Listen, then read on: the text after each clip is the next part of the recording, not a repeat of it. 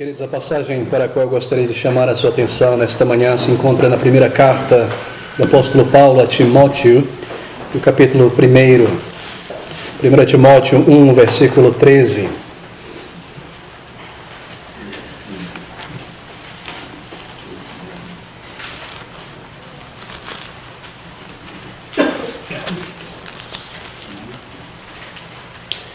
Na verdade, 2 Timóteo, você virá mais 3 páginas para frente.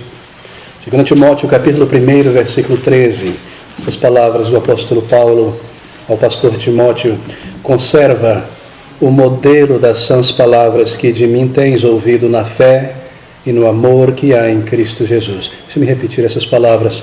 Conserva o modelo, ou o padrão, o molde, a forma das sãs palavras que de mim tens ouvido na fé e no amor que há em Cristo Jesus. Meus queridos, nesse nosso tempo juntos aqui como igreja, neste retiro espiritual, nosso tema será o que é o dispensacionalismo, ou melhor dizendo, a Bíblia contra o dispensacionalismo. Nosso objetivo é considerar um ensino que tem influenciado milhões de crentes em Jesus Cristo e centenas de milhares de igrejas em todo o mundo e em toda parte. Bem, esse é um assunto que lida sobre a natureza da igreja, o que é a igreja, como a Bíblia define a igreja do Senhor Jesus Cristo. É um assunto que lida sobre os finais dos tempos. É um assunto que lida com o tema do milênio. É um assunto que lida com o povo de Israel e a igreja local. É um assunto que tem trazido confusão a muitas pessoas. É um assunto que tem dividido e rachado igrejas em muitos lugares. É um tema tão importante e tão necessário que quando nós consideramos algumas das estratégias do inimigo da igreja contra a igreja, o dispensacionalismo tem sido um grande instrumento na mão dele.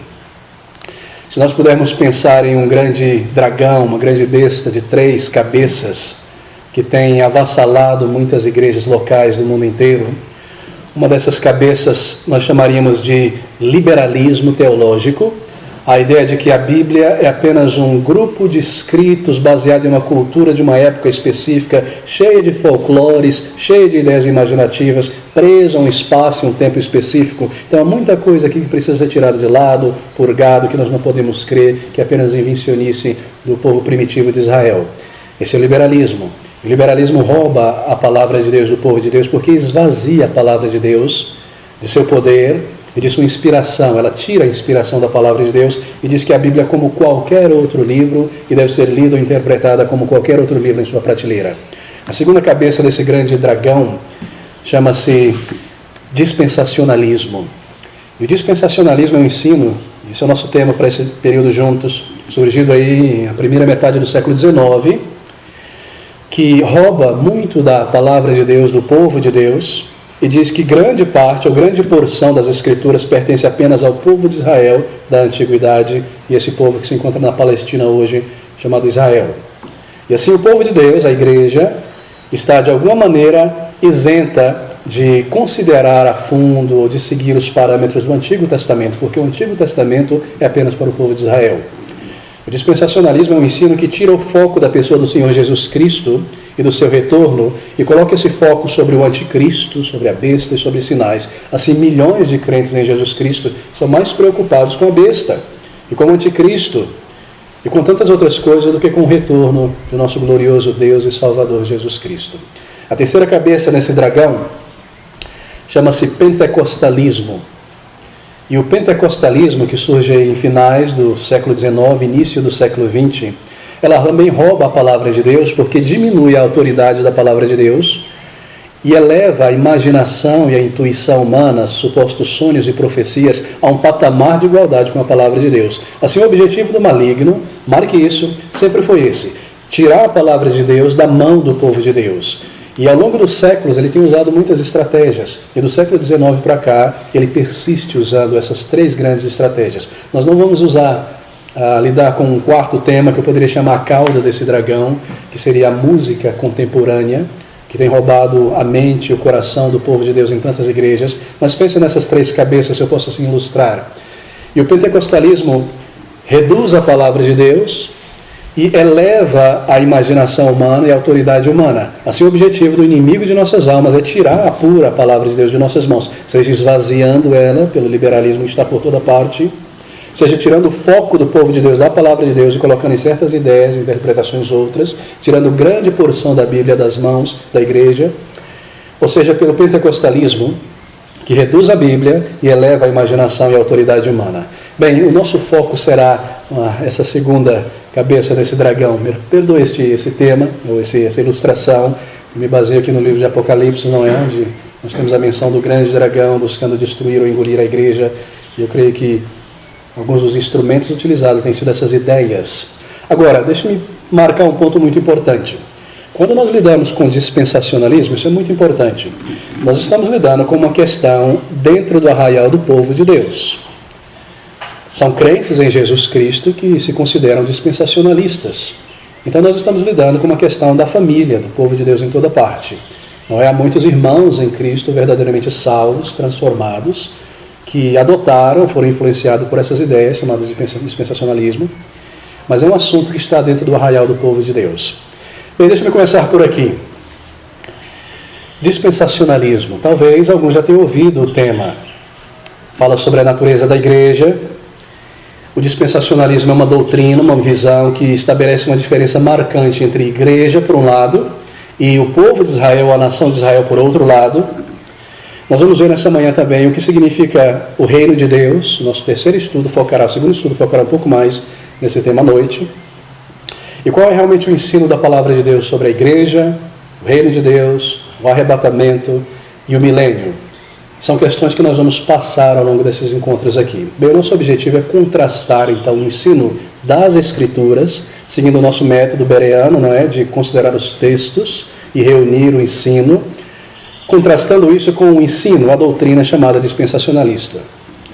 Nós teremos 4 estudos, nesses 4 estudos nós queremos colocar todas as peças do quebra-cabeça junto. Não será possível ir muito a fundo, porque é um sistema um tanto complexo, com muitos detalhes, que tem mudado ao longo de um século várias e várias vezes. E eu não espero que a compreensão de todos os detalhes seja possível aqui. Mas eu tenho certeza que ao final desses 4, 5 estudos, vai ter uma grande clareza na mente de cada irmão aqui sobre qual é o ensino da palavra de Deus, o que é o dispensacionalismo e como nós podemos nos defender e auxiliar outras pessoas também quanto a isso. Bem, queridos, há uma pequena caixa aqui na frente também para perguntas e respostas. E as respostas eu darei, você traz as perguntas. Há papel aqui dentro, e conforme você anota no teu bloco de notas essas perguntas, deixa aqui, eu vou analisá-las no nosso intervalo, e as respostas eu trarei na sexta-feira. Então, conforme os estudos forem seguindo, ponham suas questões aqui. Eu creio que ao longo dos estudos, muitas das perguntas vão ser respondidas. Bem, por que estudar um assunto como esse? Um tema tão estranho, dispensacionalismo, que nome difícil de memorizar, não é? A razão é que, como crentes em Jesus Cristo, crentes na palavra de Deus, a Bíblia, as Escrituras, é a nossa única autoridade. Ela é suficiente para a igreja em termos de doutrina, de ensino para a vida do crente, e não especulações humanas. E não ideias de homens, por mais populares que sejam esses líderes, também são falhos. Assim nós precisamos basear tudo aquilo que nós cremos e afirmamos em textos da palavra de Deus, não em textos isolados, mas em compreensões bíblicas. Somente assim a nossa fé será realmente uma fé bíblica, e não uma fé baseada na ideia de fulano, na visão de Beltrano, na interpretação de Cicrano. Nós temos o dever, como crentes em Jesus Cristo, de sermos zelosos pela verdade que Deus nos deu. É uma verdade que foi entregue à sua igreja e precisa ser conhecida, amada e defendida. E assim, se nós não conhecemos a verdade, então primeiro nós estamos em perigo, segundo nós estamos em grande perigo porque podemos desencaminhar outras pessoas também, em terceiro nós estamos em grandíssimo perigo em sermos pessoas desagradáveis a Deus, porque se Ele nos deu uma vontade revelada de uma maneira clara e simples, cabe a nós conhecê-las. Agora, um pequeno conhecimento sobre um assunto muito importante é algo de grande perigo. Ter um conhecimento superficial, desconectado, reduzido de um assunto importante é algo muito perigoso. Se você está lidando com uma máquina e essa máquina, ela corta, ela fura, ela tem eletricidade, e você não lê o manual com calma em cada detalhe, você corre um grande risco ali, não é? Tomar um choque, de perder um dedo, ou alguma coisa do tipo. Agora, muito mais, as doutrinas da palavra de Deus. Se nós temos um conhecimento superficial sobre esses temas da palavra de Deus, como o que é a igreja, o retorno do Senhor Jesus Cristo, qual é o plano e o propósito de Deus para o seu povo e questões como essa, então nós estamos em perigo porque nós podemos muitas vezes desencaminhar outras pessoas passando informações que não estão de acordo com a palavra de Deus. Segundo, porque é a vontade de Deus para toda a igreja e o seu comando que o seu povo esteja enraizado e firmado na fé. E assim, para cumprir esses deveres, nós precisamos realmente conhecer a palavra de Deus. Bem, deixa-me passar para o assunto então. Eu creio que não há necessidade de justificar tanto o tema, não é? Todos estão atentos às grandes questões e problemas e dúvidas e comoções que têm sido criadas por aí por conta de ideias a respeito do final dos tempos. E quanto debate, não é? Debates infindáveis. Nós queremos realmente trazer clareza nesse assunto. O que é o dispensacionalismo? Talvez você já tenha ouvido falar. Talvez você já tenha um conhecimento um pouco mais claro, estabelecido sobre este ensino. Bem, é um sistema teológico. Dispensacionalismo é um sistema de interpretação da Bíblia, mas que tem um foco mais específico na escatologia. O foco do dispensacionalismo é a escatologia. O que é escatologia? Escatologia é uma palavra do grego escaton.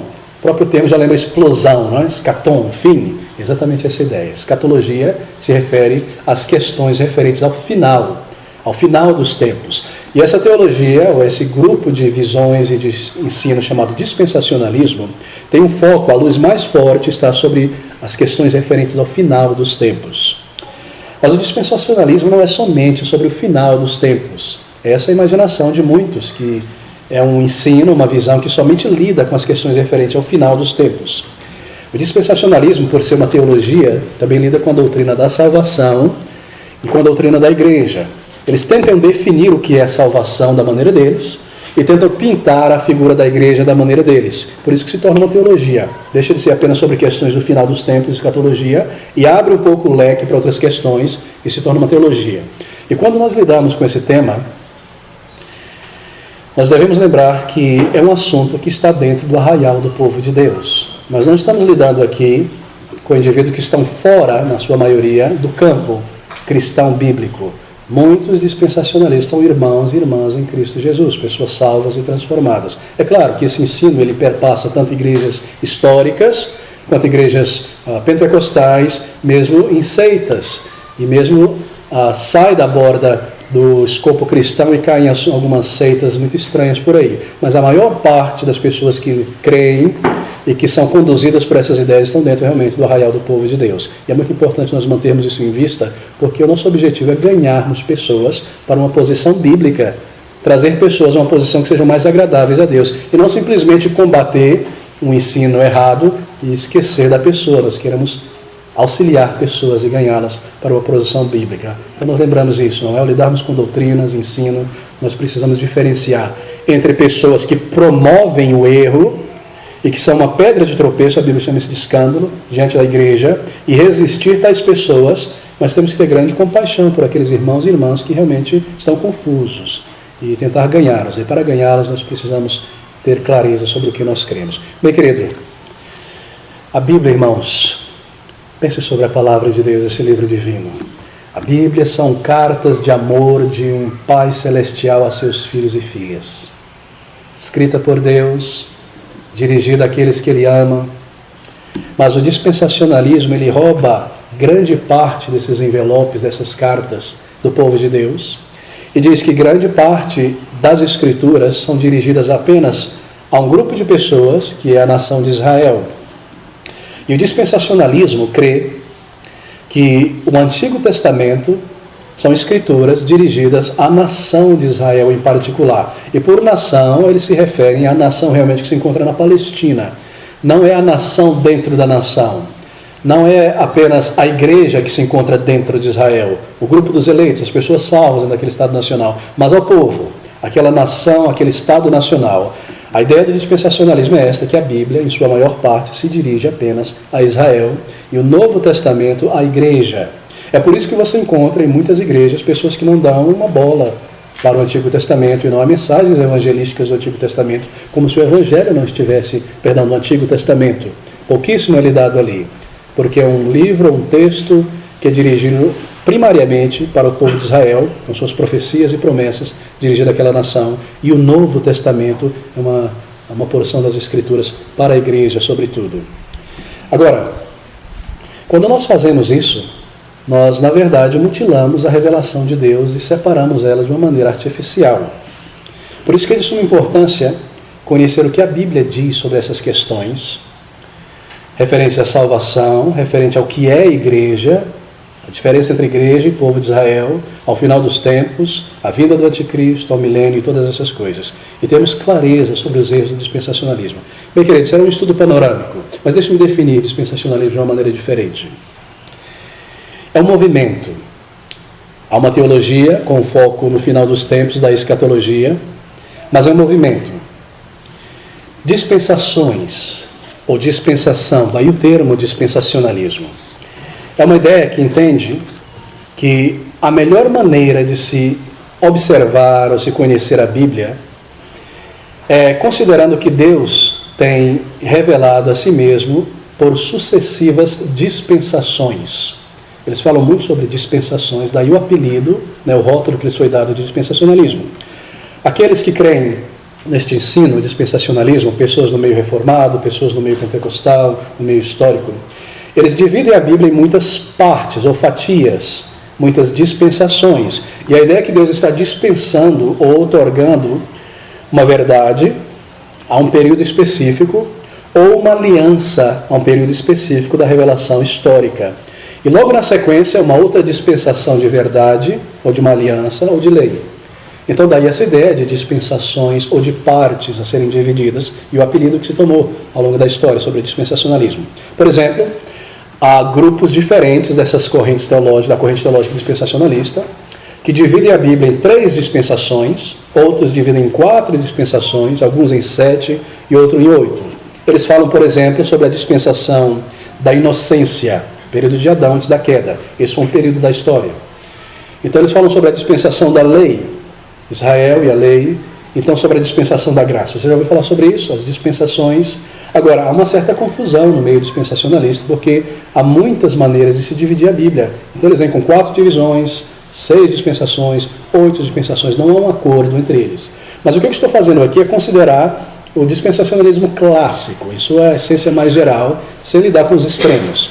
E essa ideia de que você observa a Bíblia por meio dessas dispensações ou divisões. Outras divisões históricas na Bíblia são estas: de Adão a Noé, de Noé a Abraão, de Abraão a Davi, de Davi ao cativeiro na Babilônia, do cativeiro até Cristo, e assim por diante. Foram 7 dispensações, ou 7 períodos. Mas se você pegar a Bíblia e dividir ela em marcos ou em porções como essa, você pode chegar a 100, não é? A 500 divisões. Tudo depende do que você está buscando.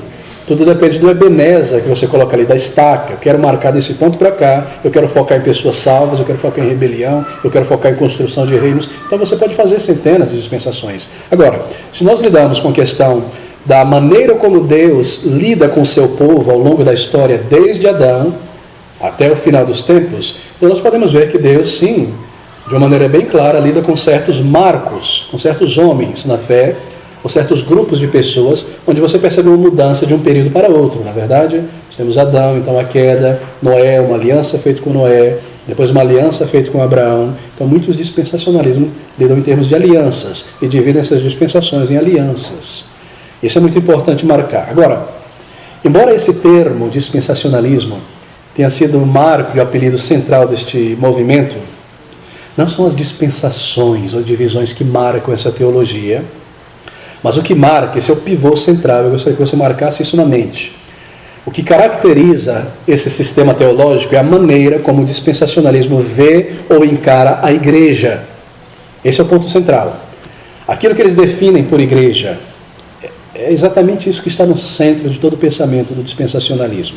A principal característica, essência desse sistema chamado dispensacionalismo é a distinção que eles fazem entre a igreja, por um lado, e o povo de Israel, por outro lado. Está claro isso? Muito bom, mantenha em mente isso aí, tome nota. Esse é o centro, É em torno disso aí que gira todas as ideias, todo o debate e toda a confusão também.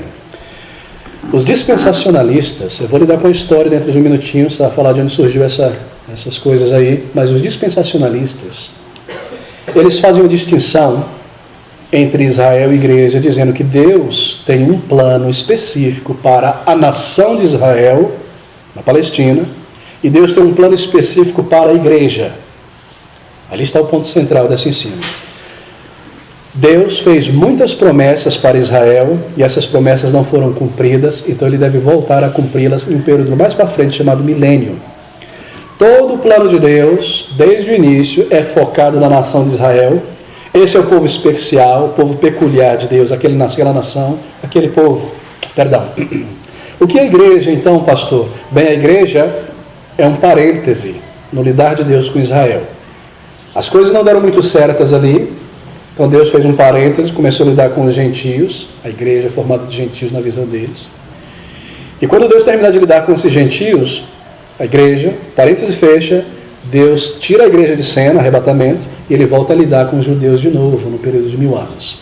Então eles fazem uma distinção muito clara entre igreja por um lado e Israel por outro.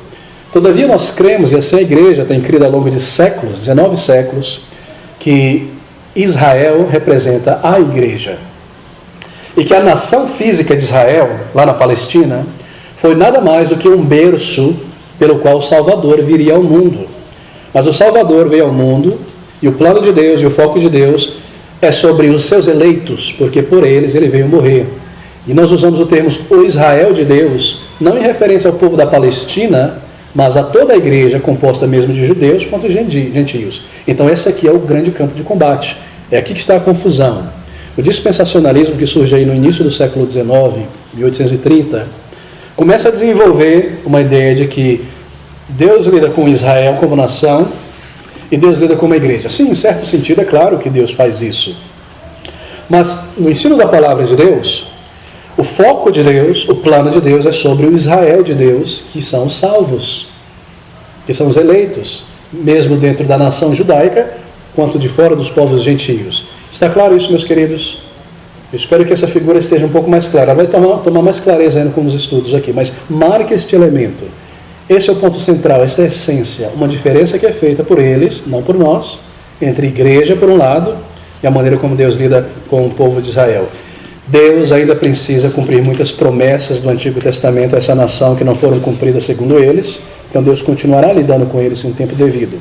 E essas promessas que Deus fez a Israel como nação, segundo eles, não foram completamente cumpridas. Questões como a reconstrução de um terceiro templo será necessária, promessas de que Israel tomaria posse de toda a terra de Canaã. Eles dizem que isso não foi cumprido, e porque não foi cumprido, Deus não pode falhar, ele tem que cumprir isso ainda e dar a terra por inteiro a Israel.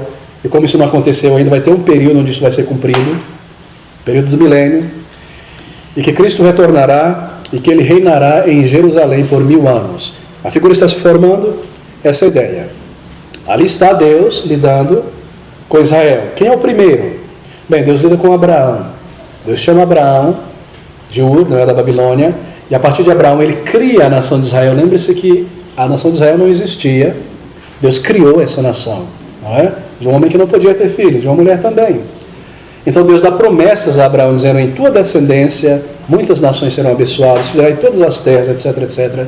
E essas promessas são repetidas nos filhos, Isaac, e aí por diante, depois Davi, e até por mais para frente. Mas os dispensacionistas dizem: sim, é verdadeiro.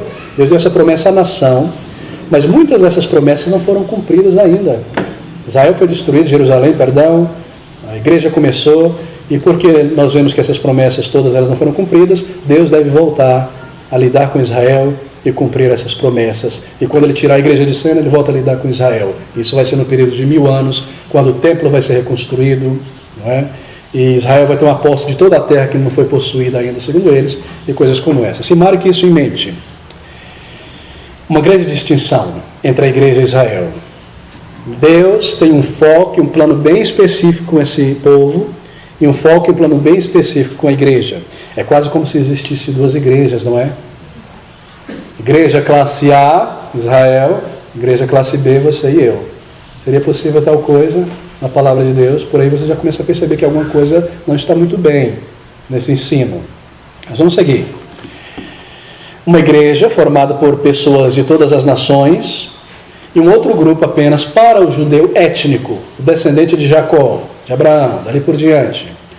Um lidar de Deus com as nações, as gentes, daí gentios, trazendo eles para a igreja, e um lidar de Deus com a nação de Israel. Eu estou marcando isso muitas vezes porque isso realmente é o ponto central. Quando os irmãos lidarem com pessoas que dizem, não, dispensacionalismo sobre o final do tempo é muito bom, mas aqui está a coluna central desse ensino e tudo gira em torno disso aqui, não é? Tudo se encaixa nisso aqui. Bem, por que nós estamos lidando com esse tema? Eu nunca ouvi falar sobre isso, pastor. Eu nunca vi uma igreja com o nome Igreja Dispensacionalista. Eu nunca vi ninguém dizer, eu sou um dispensacionalista. Aqui está minha camiseta, eu sou um dispensacionalista, eu defendo essa bandeira, eu creio nisso. É relevante, ninguém diz por isso dispensacionalista, nem... Eu nunca vi nenhuma igreja, nem no Brasil, nem fora do Brasil, com esse título. Parece um assunto tão desnecessário, técnico, pequeno. Para que gastar 4 ou 5 estudos lidando com um tema como esse, tão técnico? Bem, querido, você não irá encontrar por aí uma igreja com o título dispensacionalista. Porque dispensacionalismo não é uma igreja. É um conjunto de ensinos que tem entrado dentro de igrejas. Sejam igrejas históricas, sejam igrejas pentecostais, mesmo igrejas católicas, é uma maneira de interpretar a Bíblia e um foco sobre o final dos tempos que tem entrado em muitas e muitas igrejas por aí. Milhões de pessoas são dispensacionalistas. Eu li uma pesquisa recentemente que o número de dispensacionalistas só nos Estados Unidos está em torno de 48 milhões de pessoas que creem nessa doutrina. E são dispensacionalistas. Imagina o mundo inteiro. Pense sobre a seguinte ilustração. É como se alguém pegasse uma enfermidade sem sentir, sem saber. É como se você pegasse um vírus, ele começasse a lidar lá dentro de você, e você não percebesse. E você está operando debaixo da força dos sintomas desse vírus. É mais ou menos assim o dispensacionalismo. Talvez a ilustração do vírus não seja muito agradável, mas pense sobre um vírus de computador então. Você pega esse vírus de alguma maneira, ali conversando com pessoas, entrando em algum site, daqui a pouco você é influenciado por essas ideias, e esse vírus começa a lidar com o teu computador. Daqui a pouco uma coisa desaparece, outra coisa é deixada para trás, e você não sabe como essas coisas foram, não é? Assim é a ideia do dispensacionalismo. Ele começa a lidar na sua maneira de encarar o final dos tempos, a igreja, o milênio, mesmo a doutrina da salvação.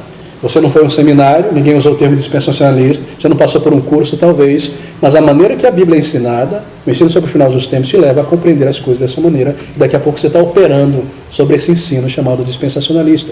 E o nosso objetivo é passar um antivírus hoje, e desmascarar essas ideias, e ter grande clareza a respeito do ensino do final dos tempos. Bem, querido, deixa-me falar sobre aspectos, então, e ensinos que distinguem o dispensacionalismo, e que são conhecidos pela maioria das pessoas. Nesse primeiro estudo, nosso objetivo é apenas tocar nesses elementos e criar a figura completa.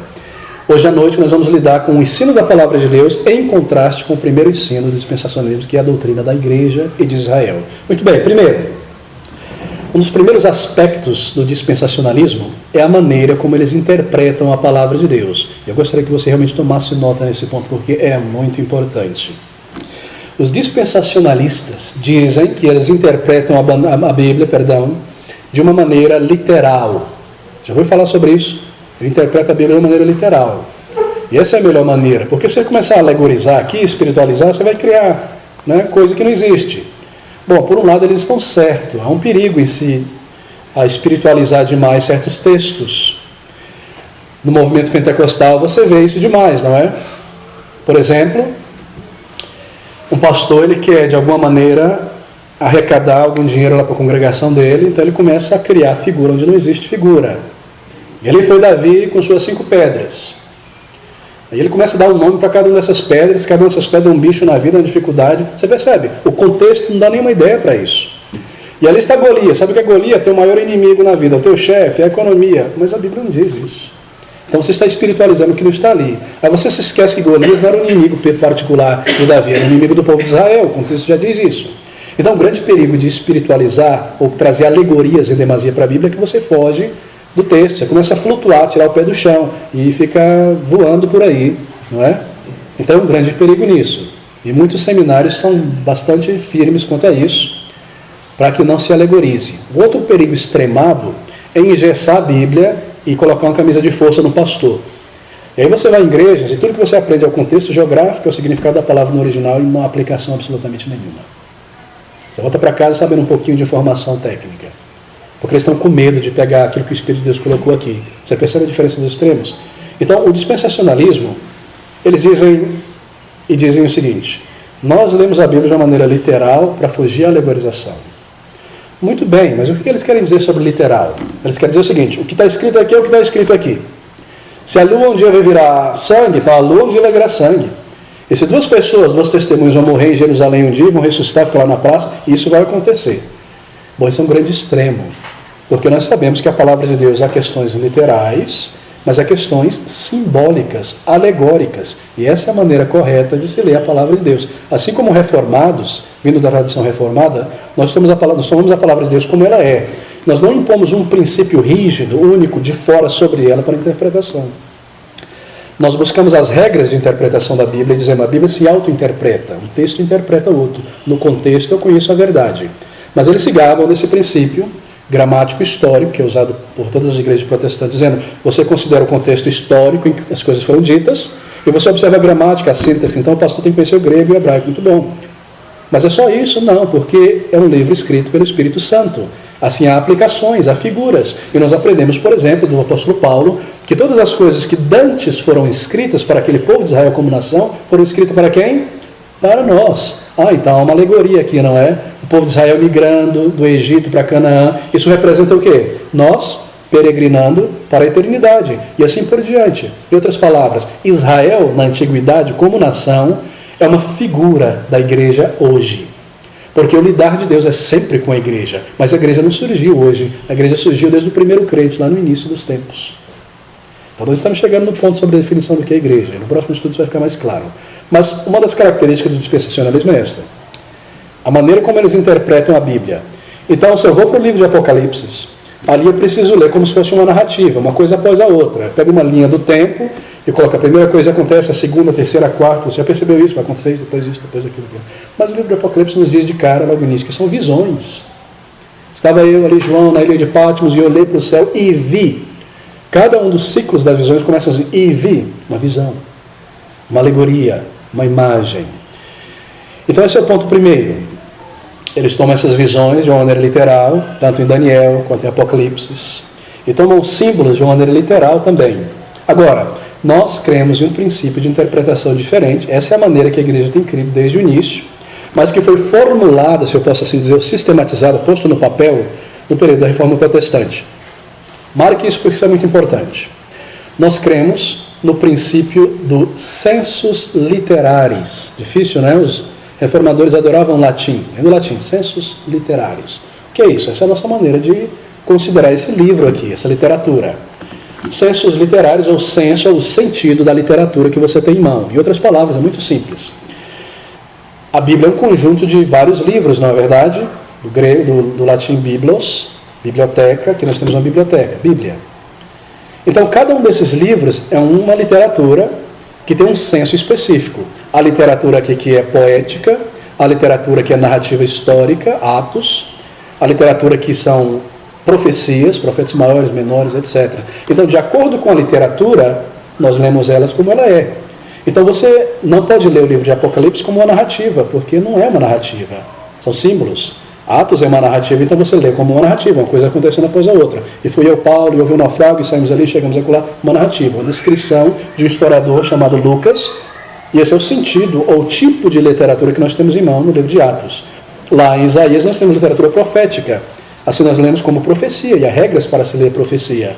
O profeta está falando sobre algo que vai acontecer agora, dentro de poucos anos, com aquela nação, com uma pessoa, mas tudo aquilo também aponta para o final, porque é uma profecia. Imagina um avião, ele está andando com as rodas no chão, não é? Essa é a profecia do profeta para a nação, para a pessoa que vai logo acontecer em pouco tempo. Israel vai ser destruído pelos babilônios se não houver arrependimento. Mas Israel vai ser salvo e Jerusalém vai ser protegida e abençoada e elevada. Bom, você percebe que a linguagem está espiritualizando. O avião começa a tomar voo e começa a falar sobre coisas lá no futuro, sobre a igreja no final. Então, são livros proféticos e nós lemos como livros proféticos. São livros históricos, nós lemos como livros históricos, interpretamos assim. São livros poéticos, Cantares de Salomão, Salmos de Davi, alguns proféticos, então nós interpretamos dessa maneira. Nós não pegamos toda a Bíblia e dizemos toda ela é literal, lê ela como um livro cronológico. Esse é o grande erro do dispensacionalismo. Eu espero que esteja claro na mente de todos. Nós honramos o princípio da reforma dos sensos literários, ou do sentido da literatura que você tem em mão. Se você está lendo uma carta pastoral, não é um livro profético. Não tire profecia de 1 Timóteo, 2 Timóteo ou de Tito. Não é? Se é o livro de Apocalipse, não lê isso como uma narrativa histórica, uma coisa acontecendo após a outra, são visões. Então você percebe de uma maneira muito mais clara, não é? E muito mais inteligente, porque Deus nos deu essas capacidades para estudar a palavra de Deus. Então não venha com um princípio exterior aqui humano e imponha ele sobre a Bíblia. Considere o que a Bíblia diz sobre si mesmo. Então esse é o ponto central da interpretação bíblica do dispensacionalismo. Vou dizer, tudo é literal e eu me gabo porque eu não vou ficar alegorizando aí com aqueles pastores lá para tentar arrancar as coisas dos outros. Não, a Bíblia diz isso, eu leio isso é literal. Sim, mas isso é um grande perigo, um grande erro, porque há símbolos, há também alegorias. Na verdade, a própria Bíblia nos diz que há alegorias, que há imagens. Muito bom, o segundo aspecto proeminente na doutrina, no ensino dispensacionalista, é a separação que eles fazem entre Israel e igreja. Nós já mencionamos sobre isso. Deus tem um plano específico para Israel como nação e Deus tem um plano específico para a igreja. Toda a nação de Israel que habita na Palestina hoje, o pessoal que está voltando para lá, migrando, eles dizem, um dia vai se converter. Essa é a interpretação deles de Romanos, do capítulo 6 em diante. Aquela nação, aquele povo, como nação, não só os eleitos que estão ali dentro, não, toda a nação, todos eles. A igreja é apenas um parêntese no lidar de Deus com o povo de Israel. Deus olha sobre os judeus como seu povo escolhido, seu povo preferido, mesmo que eles continuem rejeitando a Jesus Cristo. Sim, mesmo que eles continuem rejeitando a Jesus Cristo. E como é que eles vão ser salvos? Bom, de alguma maneira Deus vai fazer isso. Você percebe? Essa é a visão. Há uma separação entre Israel e entre igreja. Muitos cristãos dispensacionalistas chegam ao ponto de ser judeófilos. Sabe o que é isso? Amigos dos judeus. Eles amam Israel. E aí você vai numa igreja, tem a bandeira de Israel no púlpito, tem um castiçal ali, tem uma vela lá. Eu amo Israel porque Israel é o povo de Deus e eu estou aqui para servir Israel de alguma maneira.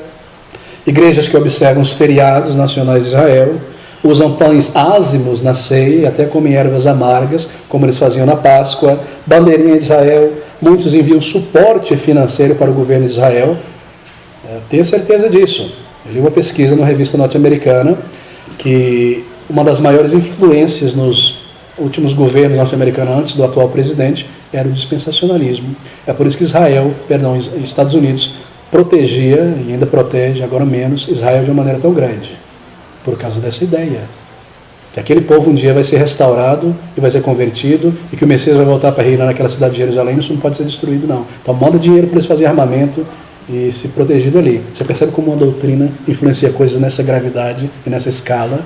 Então você começa a perceber a força, não é, de um ensino como esse. Muito bem. Eles ensinam que a igreja, o dispensacionalismo, ensina que a igreja nunca foi profetizada no Antigo Testamento. Não há nada sobre a igreja no Antigo Testamento, é sobre Israel apenas. A igreja foi um parênteses lá na frente. Eu vou dizer o porquê desse parênteses. O período da igreja vai acabar, o parênteses vai fechar no arrebatamento. Deus vem arrebatar a igreja, tira ela de cena, Deus volta a lidar com Israel novamente. Então vai marcando isso aí. O que mais?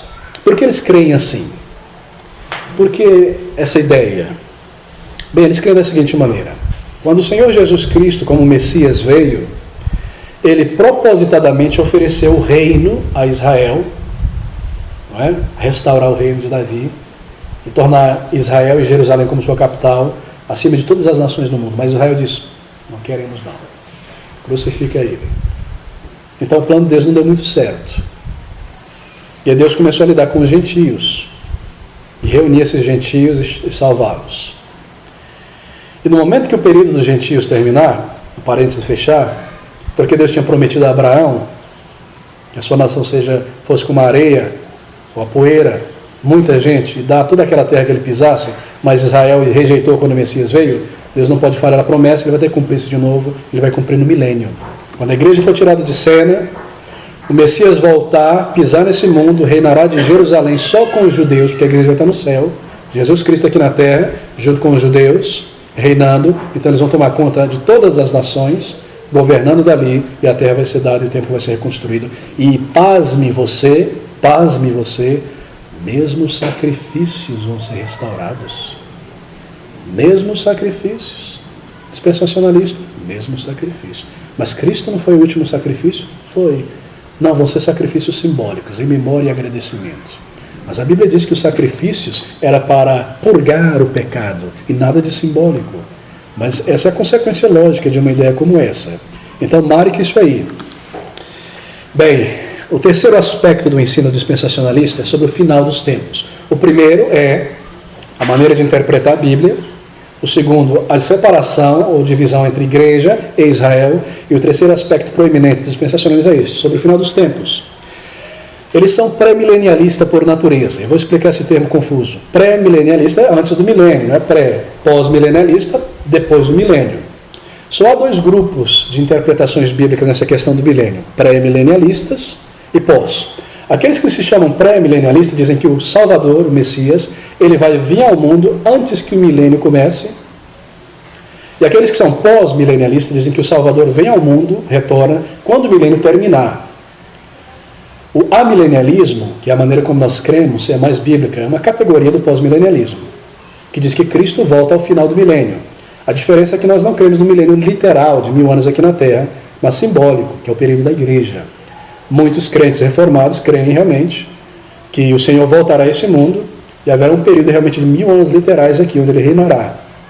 Mas os dispensacionalismos, por ora, eles são aquelas pessoas que creem que Cristo volta e aí o milênio é iniciado, 1000 anos literais aqui na Terra. Eles precisam crer dessa maneira mesmo. Cristo retorna, então ele começa a reinar de Jerusalém sobre todo o mundo, só com os judeus. E por 1000 anos ele reina, e ao final desses 1000 anos vai haver uma guerra, porque Satanás ele vai ser solto, lembra que nesse período ele está preso por 1000 anos, não é? E vai voltar a tentar as nações para que elas se organizem em guerra contra o povo de Israel e Cristo. Uma bagunça, não é? Agora Cristo vai entrar em guerra, competir, lutar no mano a mano. Cristo, o Senhor da glória. Não é verdade? Então essa é a ideia. Há um milênio literal, eles creem que Cristo volta para a igreja invisível uma vez antes do início do milênio, depois visivelmente para reinar com Israel antes do milênio. Ele destrói, amarra Satanás e aí começa o milênio, o reino de 1000 anos por aqui. Então são pré-milenialistas.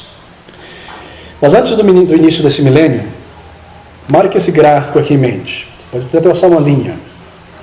Nós estamos vivendo aqui, de repente, o que acontece?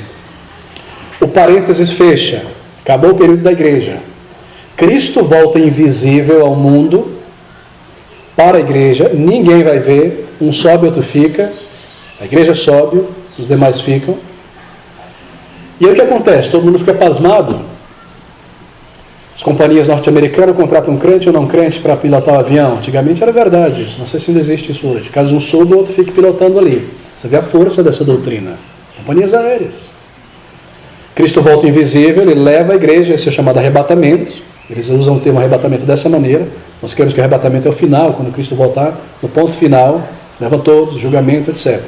Mas Cristo vem, ele arrebata a igreja invisivelmente, ninguém vê. E aí o que acontece? Nesse momento é manifestado o anticristo. E o anticristo ele começa a pôr paz na terra, tem briga demais. Palestino, ISIS, né, o movimento islâmico e toda coisa. Precisa de um homem aí que comande as coisas e ele põe paz na terra, essa ideia dispensacionalista. E está tudo muito calmo, de repente, 3 anos e meio passa, ele começa a querer ser adorado. Esses primeiros 3 anos e meio todo mundo fica maravilhado dele porque ele pôs paz. Então é fácil adorar uma pessoa assim, não é? Ele vai lá para Jerusalém, o templo já foi reconstruído, lembra? Você senta lá e começa a querer ser adorado. Mas o judeu, que aprendeu a não adorar ninguém mais depois que Deus fez eles comerem ídolos na Babilônia, porque é isso que eles queriam. Então vocês querem ídolos, vão para lá, onde tudo começou. Deus manda eles para a Babilônia. E ali eles veem ídolo em todo lado, até que eles só Jeová é Deus e acaba com essa bagunça por um tempo. Então essa interpretação dispensacionalista. Quando ele vier o anticristo, não vão adorar ele não, e o anticristo vai colocar todas as nações contra os judeus. E vai ter uma grande guerra num vale lá em Israel chamado Armagedon. Daí a guerra do Armagedon, e Cristo vai combater e destruir esse povo, e a partir daí começa a era eterna. Ou, perdão, os 1000 anos. Desculpa, eu estou fazendo uma injustiça aqui, eu não posso fazer isso. Essa é uma interpretação do dispensacionalismo. A outra interpretação é a seguinte: Cristo retorna, não é? Ele amarra Satanás por 1000 anos, Apocalipse 20, e ele não tenta mais as nações, e nesse período Cristo reina com os judeus de Jerusalém e de Israel sobre o mundo inteiro. Então, a grande paz. Ao final destes 1000 anos, Satanás é solto, ele vem para tentar as nações e organizar elas contra Israel e Jerusalém. E aí é onde há guerra, né? E Cristo vai lutar com seus exércitos contra os exércitos de Satanás. E ali será o fim, então o julgamento final, 2 julgamentos, trono branco, etc. Então você percebe a ordem um pouco confusa porque há muitos detalhes. Mas esse é o ponto na imaginação popular que está mais claro sobre o dispensacionalismo. Talvez alguém já leu aqueles livros deixados para trás, são muito populares nos Estados Unidos, e uma série de vídeos, né, filmes sobre isso. Mas essa é a ideia. E ele começa a reinar por 1000 anos de Jerusalém com os judeus, sobre as pessoas que ficarem, e no final desses 1000 anos Satanás é solto, junta as nações para lutar contra os judeus, guerra no Vale do Armagedon, destruição, julgamento e o início da era eterna. Muito bem, querido. Esse é um dos aspectos. Agora, o quarto aspecto do ensino do dispensacionalismo é sobre o anticristo. A maneira de interpretar a Bíblia, a separação entre igreja e Israel, o milênio e o ensino sobre o anticristo. Será um homem poderoso. Ele aparecerá logo após o arrebatamento. O arrebatamento inicia, não é? Fecha o parêntese dos gentios. Deus está lidando só com os judeus. O período da igreja é um parêntese. Fechou o parêntese, sobe, vai embora. A igreja. Aí aparece o anticristo, que será um homem, estará por aí por 7 anos, 3,5 paz no mundo, 3,5 querendo ser adorado, e nesse período será um período de grande dificuldade e tribulação, mas essa tribulação é só para os judeus, que vão ser perseguidos por não quererem adorar o anticristo. Muitos dispensacionalistas dizem que o próprio anticristo será um judeu ateu, que se parece muito mais com o Messias do que o primeiro que veio, o Salvador. Esse homem é tão poderoso, político, ele parece que está restaurando Israel, controlando tudo, vencendo os árabes. Deve ser o Messias, porque na mentalidade errada do judeu, o Messias vem para trazer Israel a uma era de ouro, não como um salvador espiritual. É a mesma ideia lá do início também. Eles queriam um rei político. Mesmo os discípulos estavam confusos sobre isso também. Foi preciso que Cristo os dissesse de maneira bastante clara. Alguns dizem que o anticristo já está por aí, já chegou a nascer, na verdade, mas ele organizará um mundo contra Cristo, em uma grande guerra nesse período contra Cristo e os judeus, daí anticristo, e será destruído no final. Bem, deixa-me resumir isso aqui, porque é muita coisa. Eu estou passando a variante mais clássica do dispensacionalismo, porque isso varia bastante. Interpretação da Bíblia literal. Deus tem 2 planos, um para a igreja e um para a nação de Israel. O foco de Deus é sempre sobre Israel, a igreja é apenas um parêntese, o plano B de Deus. No final dos tempos, Cristo retornará invisível para a igreja somente, levando a igreja para cima e deixando os outros para trás. E a igreja está agora no céu, e Cristo estará aqui na terra, junto com a nação de Israel, para esse período de 1000 anos. O aparecimento do anticristo, que será revelado nesse período, e então Satanás amarrado por 1000 anos, o reino de Cristo literal nesse mundo por 1000 anos, ao final dele a grande guerra, os exércitos de Satanás do mundo, né, nações ímpias, não é? Interessante é imaginar que como Cristo poderia estar reinando sobre o mundo, mas tem gente se rebelando ali por trás da cortina, a gente não sabe como isso se encaixa na doutrina, porque vai ter uma guerra. No final das contas ele não reinou de verdade, era apenas, não é, um teatro. Então são coisas que contradizem realmente a própria ensino do dispensacionalismo. Mas essa é a ideia, esse é o ponto central. Agora deixa eu me correr aqui nos últimos minutos. O dispensacionalismo, por natureza, é arminiano, ou seja, crê na ideia que uma pessoa pode, no final das contas, perder sua salvação. Dificilmente você encontrará um dispensacionalista calvinista, que crê nos 5 pontos do calvinismo. 99,9% são arminianos, não é? Mas a teologia reformada crê que Deus é soberano na salvação e que a sua obra nesse mundo é sobre os eleitos. Segundo, o dispensacionalismo fala em termos de interpretação literal. Nós cremos nos sensos literais. Cada texto da Bíblia, cada livro, tem o seu próprio sentido, o aspecto, e deve ser lido e visto dessa maneira. Terceiro, eles desprezam aquilo que nós cremos chamado analogia da fé. Esse é um dos princípios restaurados pelo protestantismo, chamado analogia da fé. O que é isso? Que você pega uma doutrina que está lá em Pedro e compara a mesma doutrina com Isaías e não se contradiz. Você pode fazer uma analogia, os dois creem na mesma coisa e não vão se contradizer, porque foi o mesmo Espírito que inspirou os dois. Mas eles desprezam esse princípio e dizem, não.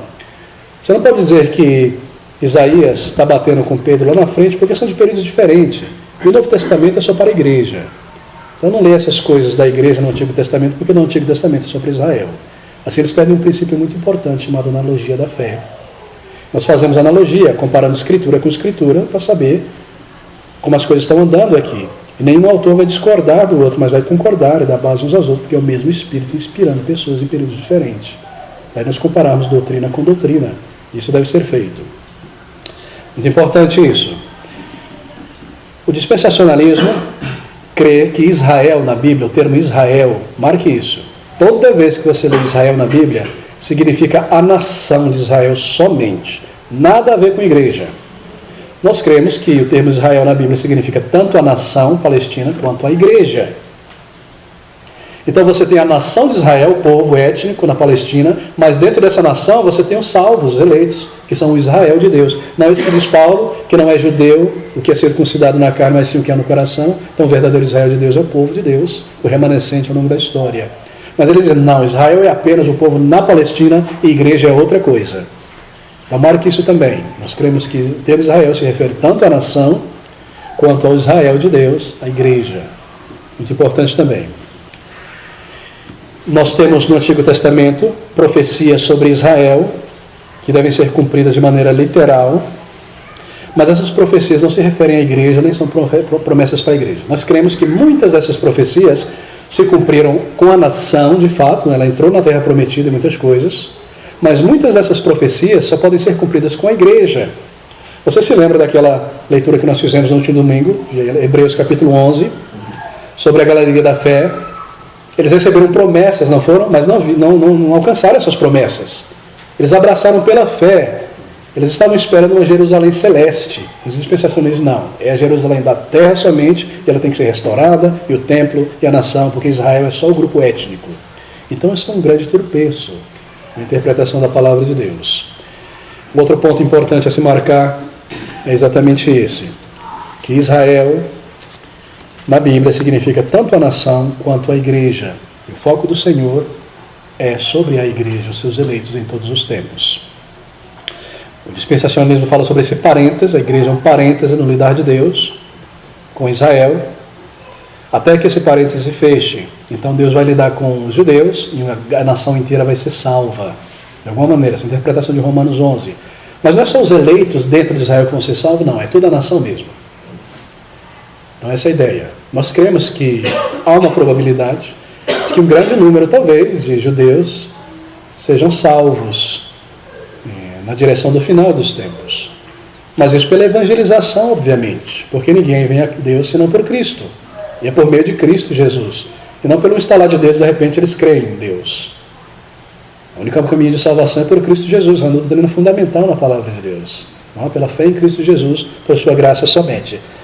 E nós cremos que o Israel de Deus será todas as nações, pessoas dentro dos judeus, pessoas dentro dos Yanomamis, dos japoneses, dos chineses, que são reunidos, e essa igreja, esse é o Israel de Deus. Em outras palavras, se no Antigo Testamento, no passado, a maior parte dos crentes no mundo estavam dentro do Estado de Israel, não é verdade? Israel estava como que cercado ali, não é?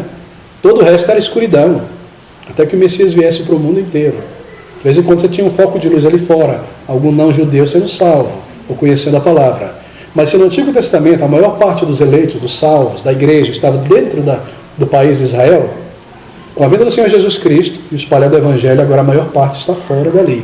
Em outras palavras, a bandeira da igreja judaica desce do mastro, com a vinda de Cristo, e a bandeira da igreja judaica e gentia sobe ao mastro. Então agora Israel de Deus são pessoas do mundo inteiro. Então marque isso que é muito importante também. Dispensacionalismo crê que o crente, marque isso, não está sob a lei moral. Toda a lei é dada para Israel. Lei cerimonial, lei civil e, sobretudo, lei moral. É por isso que há muitos crentes aí, não é? Imorais, eu posso assim dizer, porque estão fora da lei moral de Deus, ilegais, não é? E há um combate muito grande nessa área. Deve o crente seguir a lei ou não? Bem, queridos, o ensino é muito claro. Nós não estamos sob a lei para a salvação, tendo que cumpri-la para ser salvo, porque Cristo cumpriu por nós. E assim, estando em Cristo, nós cumprimos a lei. Agora, a lei nos é dada como uma regra de vida. Quem jamais diria que a lei moral não é para hoje? A lei moral está nos 10 mandamentos. Quem jamais diria que a lei moral não é para hoje? Será que hoje eu posso matar, roubar, adulterar, desobedecer pai e mãe, quebrar o dia do Senhor? Claro que não. Então nós estamos sob a lei, porque a lei ela impede ou ela cerceia o pecado, ela ativa no crente o zelo por Deus e a santificação. E a lei moral, lembre-se, é um reflexo do caráter de Deus, assim não pode passar. Enquanto a lei civil é para o Estado, para que organizasse seus tribunais enquanto fosse um berço para a vinda do Messias. O Messias veio, o berço já não precisa mais. Enquanto a lei cerimonial referente a Cristo e o seu sacrifício, Cristo já veio cumprir, não há necessidade de sacrifícios e cerimônias, a lei moral permanece, 10 mandamentos, para a igreja. Mas o dispensacionalismo briga muito com isso aí. Então você tem crente aí que vive da sua maneira. E um dos focos principais é o 4º mandamento, você percebe a clareza. Quando a pessoa diz, não, domingo, sábado, essa coisa não importa, eu faço o que eu quero do dia do Senhor. Mas o 4º mandamento diz, separe. Foi dado na criação, não foi antes da lei. E reiterado ali. É por isso que nós honramos esse dia à parte para adorar o Senhor, servi-lo, estar junto. Esse é o nosso sabá. Esse é o dia de descansar no Senhor, não na minha cama, não de lavar minha roupa, fazer minhas compras, mas de evangelizar, proclamar a libertação, estar entre o povo de Deus. Parte da lei moral está sobre nós. Será que nós temos brincado com a lei de Deus? E os demais mandamentos? Bem, Cristo interpretou os mandamentos, não é? E quão ampla eles são para nós. Isso é muito importante. A lei restringe o pecado, ela instrui a igreja em piedade e ela nos fortalece em um mundo tão mau quanto este. Por fim, um aspecto importante, em 10º lugar, certas partes ou linhas do dispensacionalismo creem que Davi vai voltar dos mortos para reinar em Jerusalém.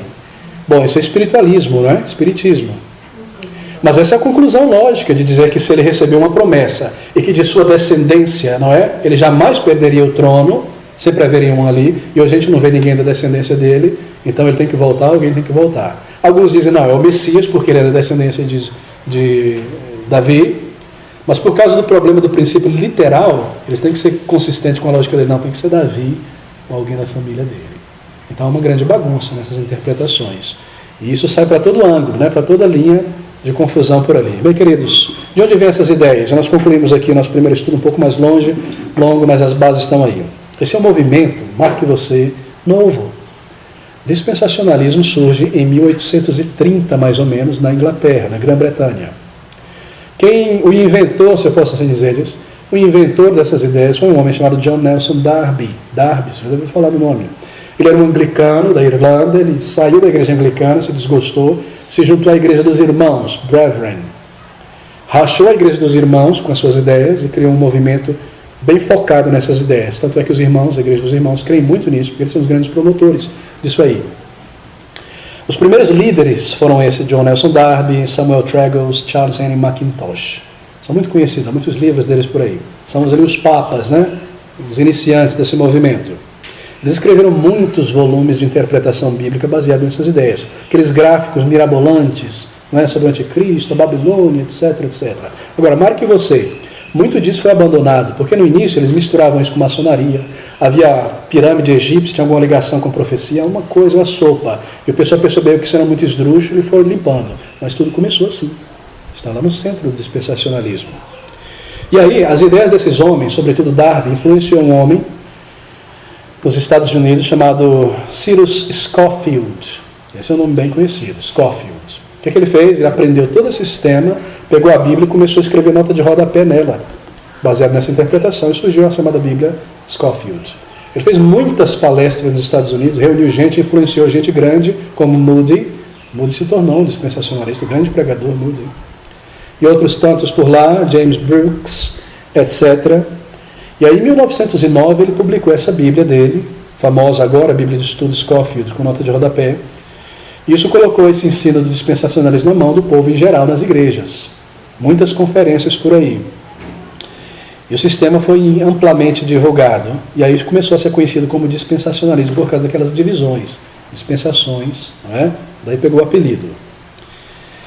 Uma dessas pessoas que foram muito influenciadas por essa primeira onda do dispensacionalismo foi um homem chamado Lewis Ferry Schaeffer, um grande pregador.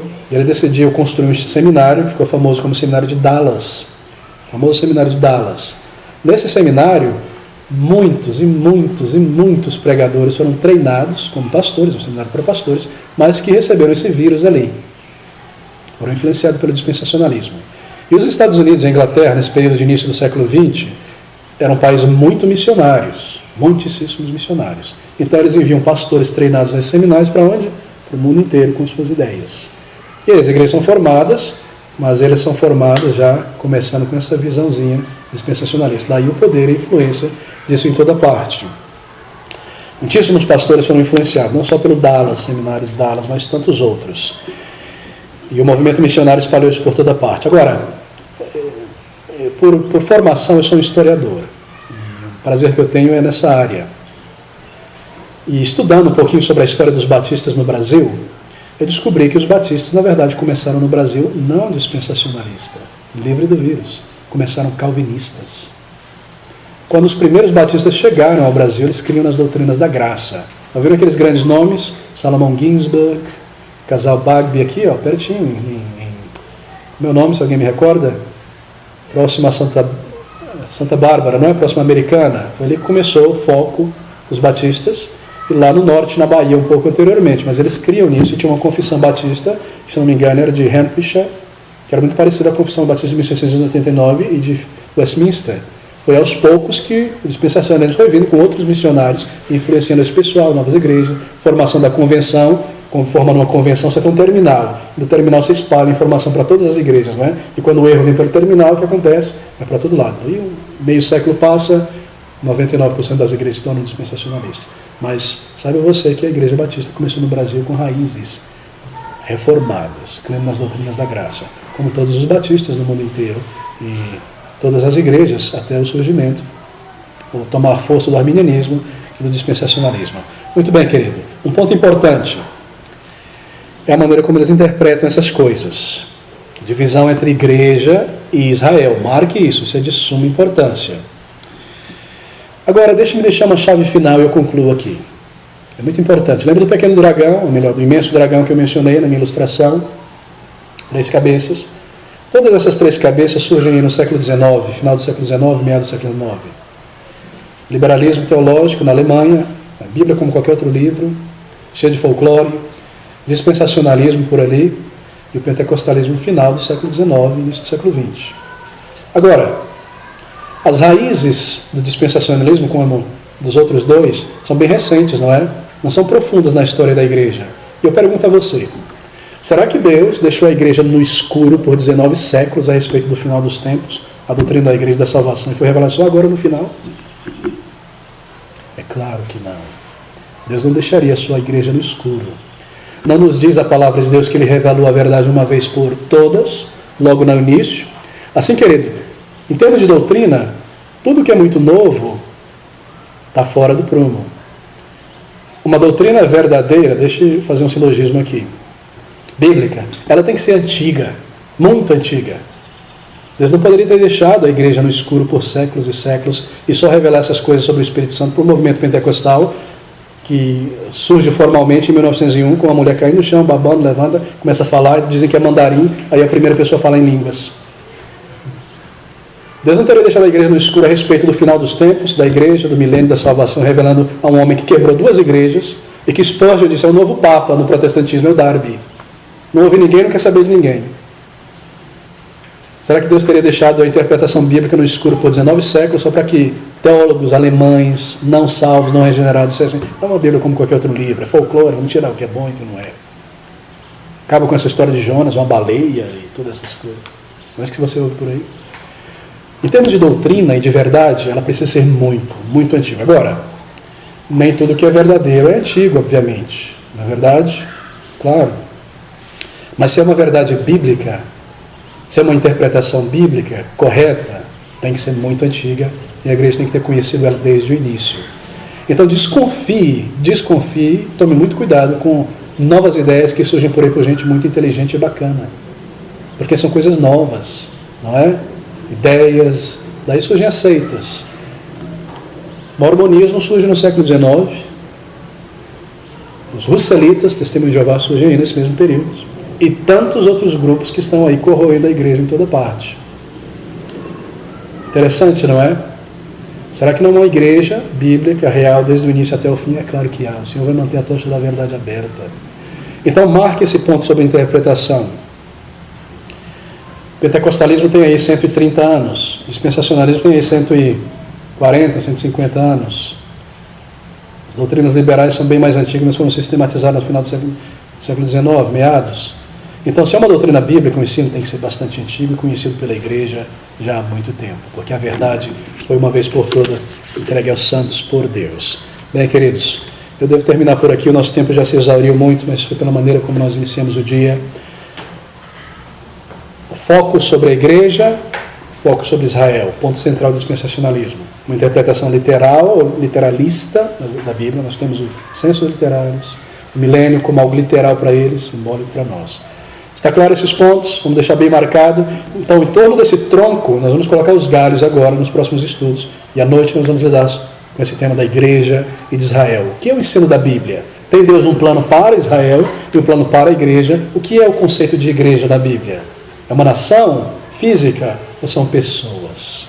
E de que maneira Deus lida com esse Israel de Deus ao longo da história?